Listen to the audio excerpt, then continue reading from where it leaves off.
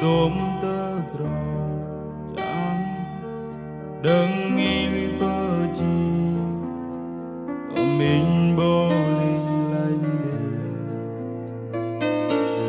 in bố hơn lòng in cơ từng gấm rê tơ in ấm lòng tê đà đi tôm đê li bơ chi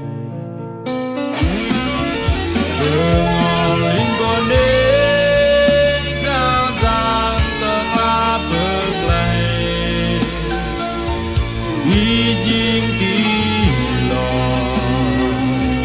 bơ se tơ ba đường ngon linh bồn đê ca giang tơ la bơ play y jing ti lo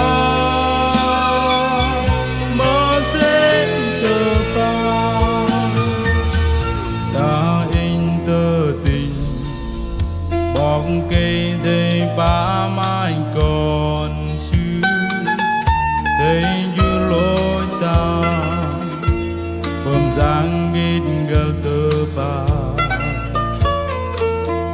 tơ lòng bơ làng giang ti phụ tơ đông đập đi tô pham cặp xưa doa cơ tơ trăng gió đi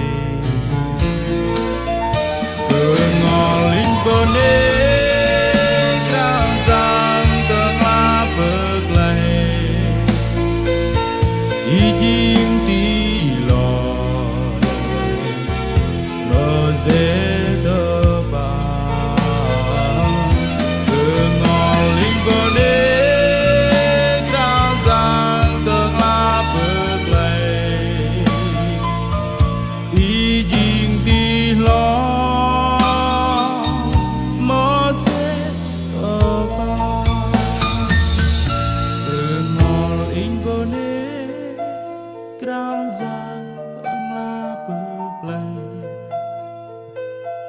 y jing ti lo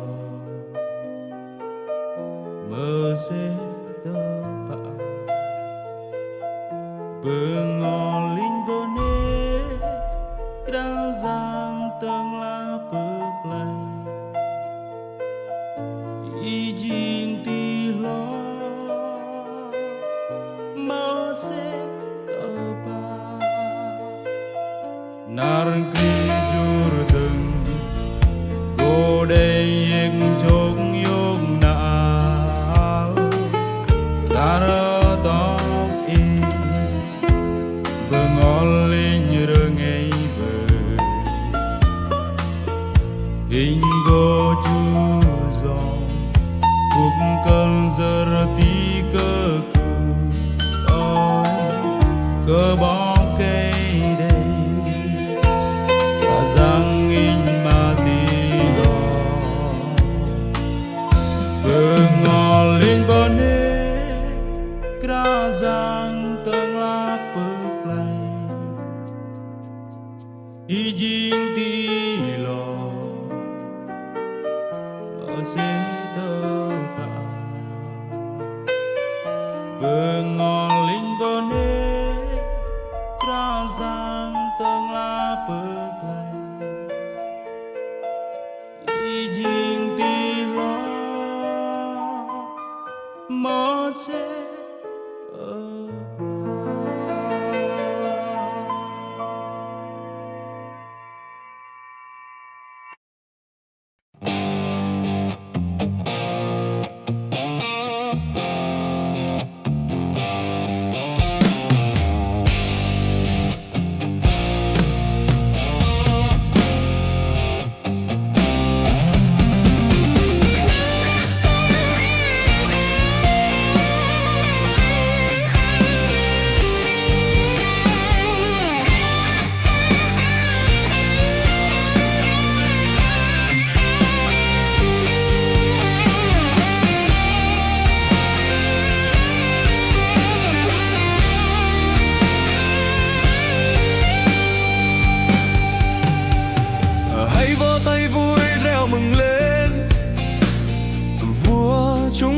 Giêsu.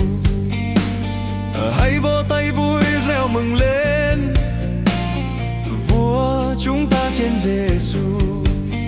Vì Ngài trên ngôi vua đang trị vì Ngài trên ngôi vua đang trị vì. Ngài đã phá tan vua trần gian, quyền ma vương. Ngài đắc thắng quyền tối tăm trong khai hoàn ca. Mọi quyền năng trí cao chúc tôn hiền vinh thuộc Giêsu.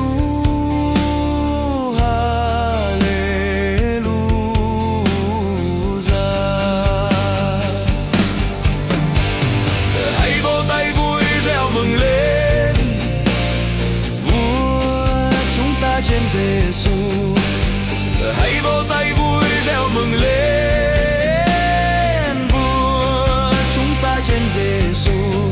Vì Ngài trên ngôi vua đang trị vì Ngài trên ngôi vua đang trị vì. Ngài đã phá tan vua trần gian, quyền ma vương. Ngài đắc thắng quyền tối tăm trong khai hoàn ca.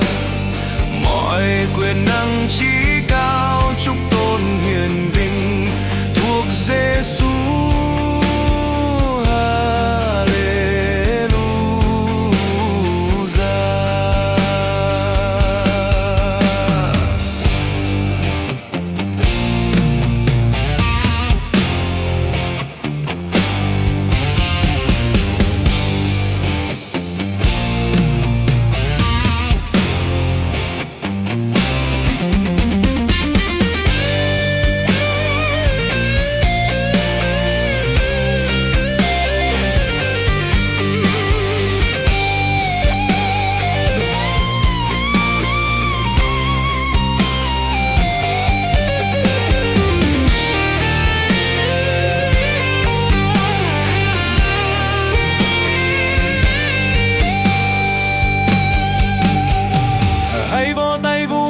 Mừng lên, Vua chúng ta trên Giêsu.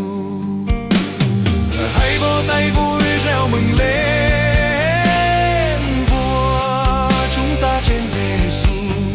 Vì Ngài trên ngôi vua đang trị vì Ngài trên ngôi vua đang trị vì.